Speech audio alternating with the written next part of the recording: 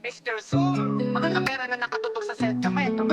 Ironi ko pag nagkamali kami, mukha ay nagiging perfect para gawin litrato. Maganda makita ang mga magandang babae na may maliwanag na ngiti. Pero sa huli, malungkot ako dahil alam mo hindi lahat yun. Ako na ako nag-oopera, hindi ko man ito paborito trabaho. Pero buhay nga naman, kaya kailangan ko mag-ipon.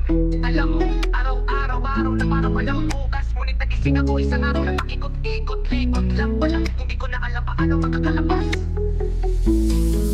Meron akong paborito pasyente, pero wala akong magagawa. Gusto bisirain ang mukha niya, wala na siya takot sa pagpapagawa. At nakakainis na rin, ako ang surgeon at parang ako'y masabwat sa isang krimen. Ilong at labi, pisngi at baba, talaga makailangan niyang baguhin na lahat. Pero kung tatanungin ako, mas gusto ko ang original ng hitsura. Hindi man ito ang standard, pero mas maganda ang raw beauty sa totoo lang.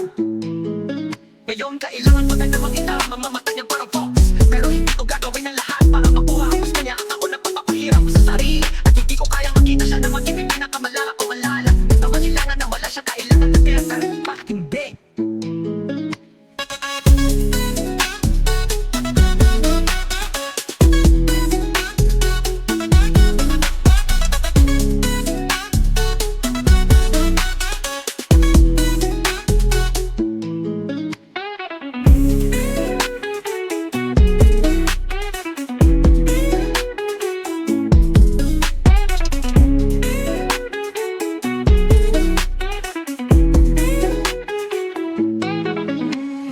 Ako na, hindi ko kayang makita siya na maging pinakamalala. Kung ang pagsira ng mukha niya ay makakatulong sa kanya para malaman na wala siya kailangan ng filter.